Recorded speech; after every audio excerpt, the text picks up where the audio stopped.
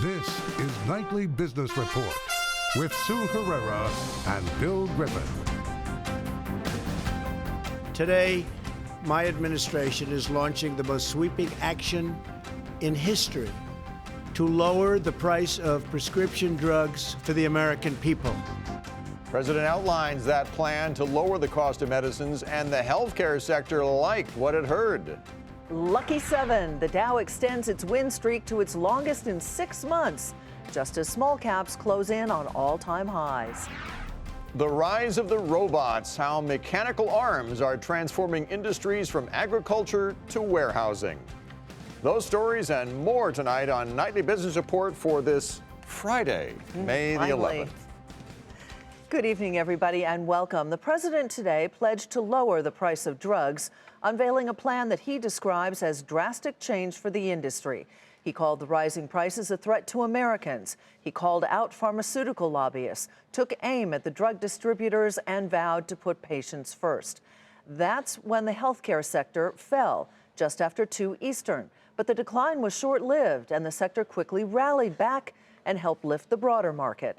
Meg Terrell has more on the president's initiative and the whipsaw reaction in the market.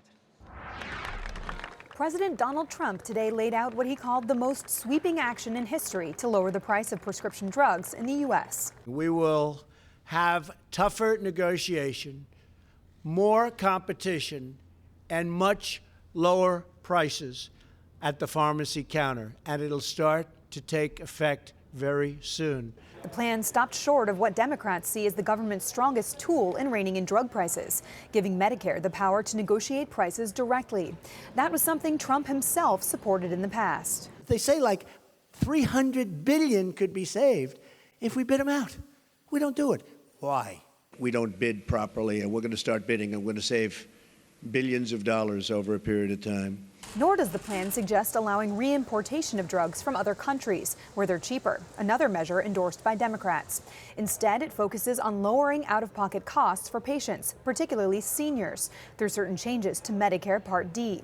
It also seeks to remove incentives for higher-priced drugs in Medicare Part B, which covers medicines administered in the doctor's office or hospital. The president also took aim at the system's middlemen, who he said contribute to driving drug prices higher. We're very much eliminating the middlemen. The middlemen became very, very rich, right? Middlemen might include pharmacy benefits managers like Express Scripts and CVS Caremark, which negotiate drug prices on behalf of insurers and employers. But their stocks rallied after the president's speech, despite his strong language.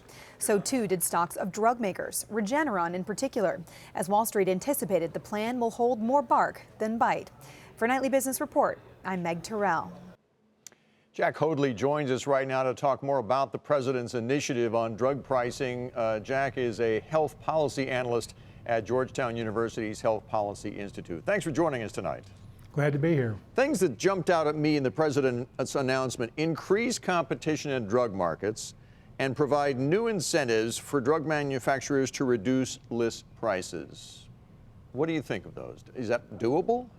It is doable, but I'm not sure that there's anything in this proposal that really gets us there. I think the proposal is disappointing in the sense that it's a lot of ideas on the table, but not a lot of specifics that will have an effect in the short term. If you were to advise the president or the people who are going to be working on this package, because further negotiations are going to take place, is there one single thing that you would think would be a game changer and would advise them to pursue? I mean, the potential game changer would be for the government to have a more active role in looking at the prices of drugs directly, of negotiating, particularly on those drugs that are single source drugs where there's really no competition and the market forces don't work very well in the absence of a competitor. Today, I mean, there's a lot of finger pointing that's been going on. The insurance companies, the drug manufacturers, and the PBMs. Today, the PBMs were singled out as the bad guys. Are they?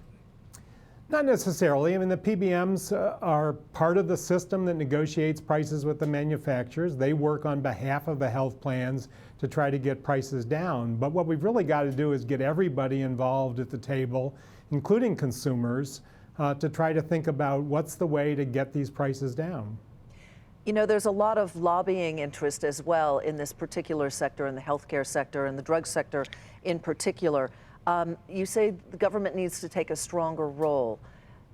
There are those who say that government basically might kind of make things worse because they are not going to be as exact as they should be. And others say, no, they do have to have a stronger role. Can you elaborate a little bit on how you would achieve that through government intervention?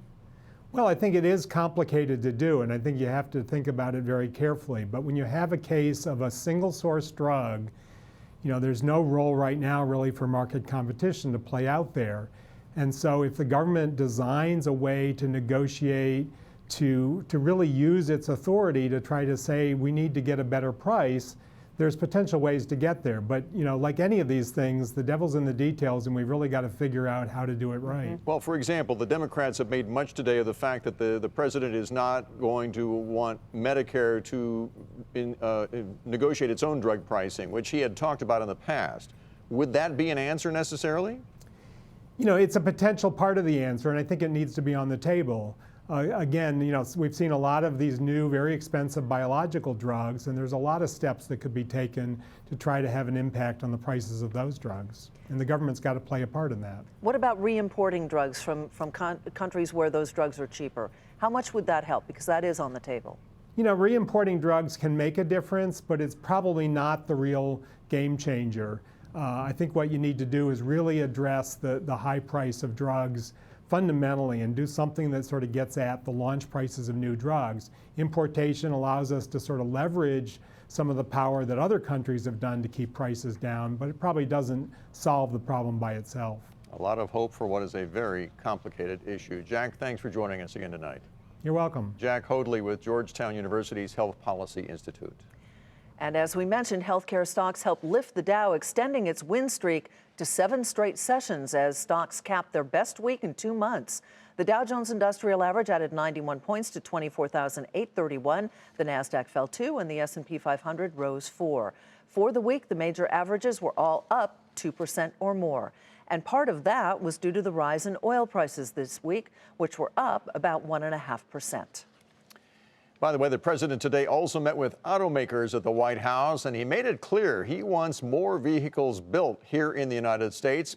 And he also discussed his administration's push to relax fuel efficiency standards. Eamon Javers is in Washington for us tonight.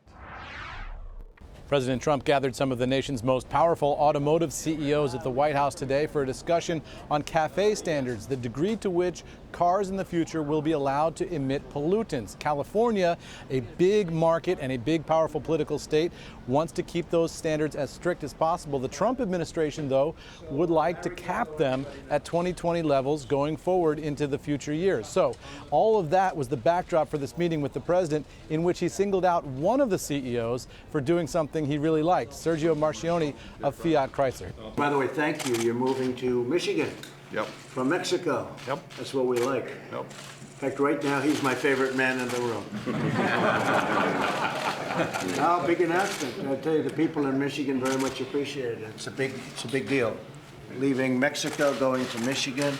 That was very well received. I appreciate it. Thank you. I caught up with Marchionne as he was leaving the White House this afternoon. He said the meeting was constructive. He said it was less tense than some of the reporting had suggested it might be, but he laid out what the fundamental dispute here is all about. We deal with multiple standards on a global scale, none of which is pleasant to deal with because it requires a phenomenal effort both in terms of engineering and manufacturing to make sure you comply. And so a uniform world would make it much easier for us to operate. One White House official told me today that the president wanted to ask the CEOs behind closed doors what they think the mile per gallon standard ought to be nationwide in this country. So we'll see whether those CEOs were able to get what was on their wish list today. For Nightly Business Report, I'm Eamon Javers at the White House. American, Canadian, and Mexican officials ended a week of talks without a deal on the North American trade agreement. Instead, the representatives agreed to resume negotiations soon after acknowledging that major differences do remain. But pressure to reach a deal is intensifying after House Speaker Paul Ryan said he needed to be notified of a new NAFTA deal by Thursday, May 17th, to give the current Congress a chance to pass it. And along those lines, American soybean farmers are finding themselves caught in the middle of the ongoing trade dispute between the United States and China. Chinese buyers of American-grown soybeans have been canceling their orders, and now the Chinese government is encouraging its farmers to plant more soy to help make up for any shortfall. Eunice Yoon sorts it out for us tonight.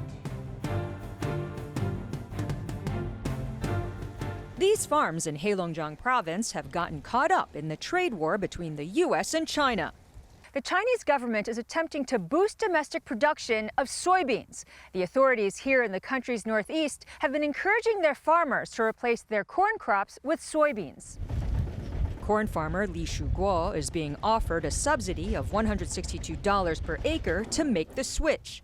He hasn't taken it. Soybeans are so cheap, he says, you don't earn much growing them. Many of the farmers we spoke to here said the same thing. Corn brings in double the profit of soybeans, and they don't have the right seeds and equipment to get good enough yields to compete with U.S. imports. But if China increased the payout, farmers like Li said they would be keen to take up the trade fight.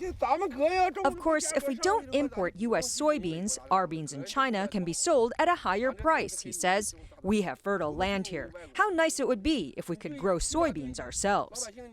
A dream that could be seen as a nightmare for soybean farmers back in the U.S. For Nightly Business Report, I'm Eunice Yoon in Heilongjiang province. To the economy now, where the head of the St. Louis Fed said further interest rate increases may not be needed. James Bullard noted that rates have already reached a neutral level, I should say, and if that's the case, then they are no longer stimulating the economy. Bullard is not a voting member of the central bank this year, but he has been urging his colleagues to be cautious about further rate increases. Time to take a look now at some of today's upgrades and downgrades. Dow component Verizon was upgraded to overweight from neutral by J.P. Morgan. The analyst there cites a healthy dividend yield and clarity about its plans for 5G. Price target $58. Shares of Verizon rose 3% today to $48.62, making it the best performing Dow component in today's trade. And shares of Kohl's were downgraded to neutral from outperformed by Credit Suisse. The analyst predicts that the retailer will report lower than expected sales growth for its first quarter. That report will be out on May 22nd. Price target $64. The stock closed down a fraction to $60.23. Tyson Foods is rated an outperform in new coverage at Bernstein. The analyst expects Tyson to hold up better than other U.S. food companies, given the strong demand for protein. The price target is $81 a share. Shares of Tyson were higher today to $68.25. Symantec was downgraded by a number of firms today following the disclosure of an internal investigation, which we told you about last night. One of the downgrades came from Oppenheimer, which cut its rating to hold from buy.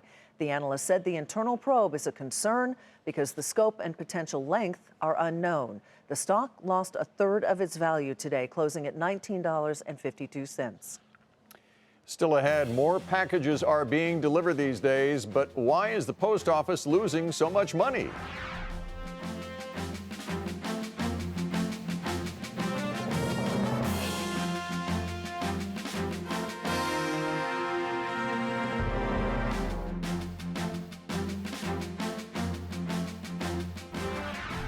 Good news for Ford shareholders and factory workers. The automaker reportedly is going to resume production of its F-150 pickup trucks 1 week from today at its Dearborn and Kansas City plants. This according to Reuters. As we've been reporting, the automaker halted production of its F-Series after a fire at a supplier plant caused shortages of necessary parts. AT&T's CEO calls the hiring of President Trump's personal attorney, Michael Cohen, a, quote, big mistake, end quote. In a memo to employees, Randall Stevenson said the company's reputation has been damaged and that the executive who oversaw the contract with Michael Cohen is leaving the company. AT&T paid Cohen $600,000 last year. Yesterday, Novartis also called its payments to Cohen a mistake. Barclays CEO has been fined more than $850,000 for trying to identify a whistleblower inside his bank. The fine was levied against Jess Staley by British regulators. He's the first sitting CEO of a major bank to face such a penalty. The fine was 10% of Staley's overall pay package, and it included a 30% discount for his agreeing to an early stage of settlement. Well, you might think that as more people shop online and have packages delivered, that the Postal Service's business would be booming. But that is not the case. In fact, the agency's losses more than doubled in the first 3 months of the year. Morgan Brennan explains why.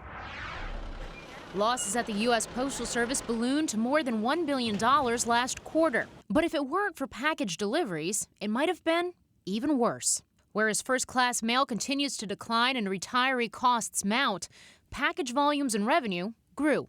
On a conference call to discuss the results, Postmaster General Megan Brennan stressed the importance of that package business to the future of the USPS and mail delivery as a whole. The package business is vitally important to our financial health because the revenue and the contribution provided by our package business plays a significant role in providing critical funding to help pay for the infrastructure, which enables us to maintain that universal service obligation. The Postal Service says the package business funded almost a quarter of institutional costs last year, helping enable it to maintain a network comprised of roughly 650 million U.S. addresses, for which delivery is required. But the results coming after a flurry of criticism from the Oval Office, as President Trump has, as recently as last month, slammed the Postal Service's top customer, Amazon. The Post Office is losing billions of dollars, and the taxpayers are paying for that money because it delivers packages for Amazon at a very below cost. And that's not fair to the United States. It's not fair to our taxpayers. But today, the quasi-governmental agency, which by law isn't funded by taxpayer dollars, did call package pricing, quote, a hyper-competitive environment, one in which the USPS works with consultants on pricing that ultimately is approved by regulators. The Postmaster General also said she welcomes the federal task force review ordered by the president, that the Postal Service finances deserve to be studied and larger public policy issues addressed. Lastly, she once again called on lawmakers for legislative reform so the USPS can, quote, return to financial stability and finally operate profitably. For Nightly Business Report, I'm Morgan Brennan. Call center operator Convergys may sell itself, and that is where we begin tonight's Market Focus. The Wall Street Journal said the company is in talks with several potential buyers, which include industry rivals and private equity firms. The report added that the sales process was triggered when the CEO announced that she was stepping down last January. Shares of Convergys climbed by 12% on the news to $25.30. GameStop's new CEO has resigned after only 3 months on the job. The video game retailer said that Michael Mahler was leaving for personal reasons and added that an interim CEO has been named. GameStop, which has struggled to raise sales, has seen its stock drop by nearly 30% just this year. And today's news did not help. Shares were off another 2% at $12.71. But higher steel prices and an increase in iron ore shipments helped ArcelorMittal beat earnings estimates. The world's largest steel maker also said that it expects results to improve this year thanks to strengthening demand from the U.S. and from Europe. Shares rose 1% to $35.72. After the bell, the pharmaceutical company Perrigo said it does not expect the FDA to approve one of its inhaler treatments this year, and as a result, it is cutting its earnings outlook. Shares initially fell following the after-hours news, but finished the regular day up more than 2% to $77.52. And shares of Yelp continued to come under pressure today after the review site reported a smaller than expected loss after the bell yesterday. The company also saw sales beat and it hiked its revenue forecast for the year. But still, investors sent the shares nearly 8% lower to finish the day at $44.02. Companies are buying back their own shares now at a record pace. S&P 500 firms bought more than $150 billion of their own stock in the first quarter of this year. That move is partly due to the new tax law, which encourages companies to bring back cash that's been held overseas. It is time to talk to our market monitor, who is finding opportunity in small cap stocks, which, as we mentioned earlier, are closing in on record highs on the Russell 2000 index. Joining us is Sandy Villery, co-portfolio manager of the Villery Balanced Fund. Welcome back, Sandy. Good to see you. Thanks for having me. You too. Thanks. Let's start with your first pick, Cypress Semiconductor. Basically, you say it's flying under the radar for a variety of reasons. Why do you like it? Yeah, and this is kind of a theme you'll see in all my stocks. I like to buy things that are just underloved, underfollowed, diamonds in the rough types of companies. So Cypress is one that trades at about 12 times earnings. Its peers trade at about 19 times earnings. And these guys have some exciting stuff. They're a leader in the Internet of Things, so they're supplying products like the Amazon Echo, and then they're also in electric vehicles, so things like Tesla. So I think there's a really bright future, and they pay you a 3% dividend yield while you wait. Another one, 3D Systems, which is in a turnaround right now, which you think is in the latter part of that turnaround stage right now, huh? Yeah, I think we're probably in the 8th or 9th inning of this. And in 3D, I probably haven't spoken about this one in a long time because they're really just finishing up this turnaround. But they've got about 6 different printers. They're going to come out second half of 2018. In fact, a couple that are coming out in May. And I don't think people have any of this stuff in their numbers. And so I think it's one that could really surprise people on the upside. This NextDent 5100 that they've got is about 4 times as fast as its closest competitor, and it saves their customers about 90%. So they've got some exciting things going on, and people just don't know much about the company, which is why I really like it. All right. Hughes Corp is Howard Hughes Corp. Symbol HHC is your final pick here. And there's a lot about this company I thought I knew, but I didn't. And that part of it is their land holdings that you say stretch all the way from New York to Hawaii. Yeah, that's right. They've got about 28,000 acres that is just north of Houston in the Woodlands, which is a master planned community, and it's doing extremely well. They've got 22,000 acres in Summerlin, which is about 9 miles from the Las Vegas Strip, and they're continuing to build that out. They've got a Ward Village in Honolulu, which is just phenomenal if you take a look at those properties. And then the newest thing is this South Street Seaport, which is at Pier 17 in New York, and that's going to be ESPN's going to have that as their hub. They just took about 19,000 square feet, and now when you see a major sporting event in New York, it'll be live from the seaport. So I think that'll be neat. A 1.5 acre rooftop that's going to have music venues and that sort of thing. So stay tuned, but I think it's very undervalued, and people aren't giving them any credit. And it should work out well over the next several years. And it's right in Bill in my backyard. Yes, it is. I think maybe Friday cocktails at that rooftop. Thanks so much, Sandy. Great to see you. Thanks, Sandy Villery with the Villery Balanced Fund. Coming up, how robots are helping plant the seeds of the farm of the future.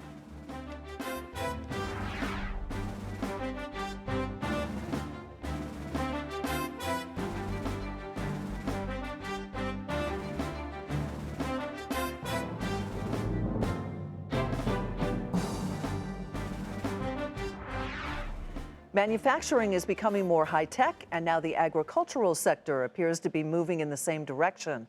And given the labor shortage in that field, it could help dig farmers out of a hole. Aditi Roy is in Berkeley, California for us tonight. Robots are literally running circles around humans, causing their heads to spin. Robotics is just running away with technology. Boston Dynamics' Spot Mini Robot was the star attraction at TechCrunch's Robotics Sessions conference at UC Berkeley. The robotics company released this video showing the 4-legged machine running up and down stairs and dodging objects. Its 2-legged companion, the Atlas, jogging around the neighborhood. The increasing agility of robots is transforming industries like agriculture. Cambridge-based Soft Robotics uses pliable robotic arms in its machines, packing delicate items like eggs and picking tomatoes off trees.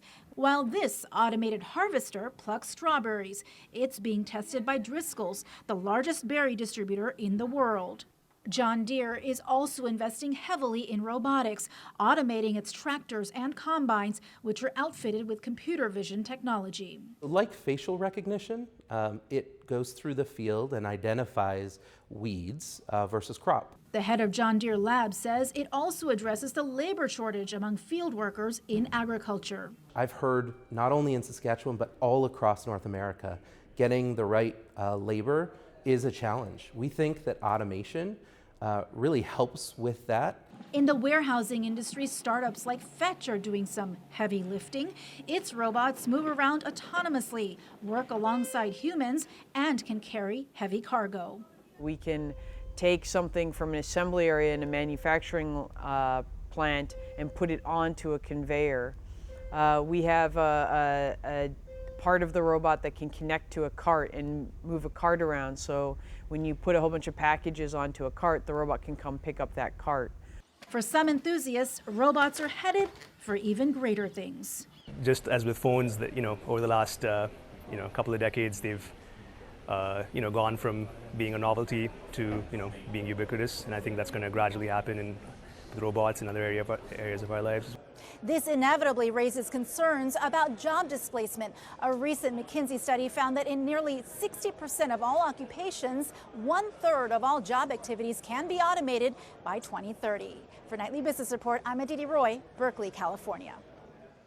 And finally tonight, SpaceX successfully launched and landed its newest Falcon 9 rocket today. As we've been reporting, a number of companies are in a race to get commercial payloads and passengers into space. And with today's launch, this booster of the rocket detached and guided itself back to Earth. It is designed to fly frequent missions in rapid succession, of course, potentially ushering in an era of reusable rockets. Pretty great stuff today. Amazing stuff. All right, before we go, here's a look at the day and the week on Wall Street for you. The Dow added 91 points to 24,831. The Nasdaq fell 2, and the S&P 500 rose 4. For the week, the major averages were all up 2% or more. So a good week for the bulls. Indeed. That'll do it for us tonight on NBR. I'm Sue Herrera. Thanks for joining us. I'm Bill Griffith. Have a great weekend. Happy Mother's Day. We'll see you on Monday.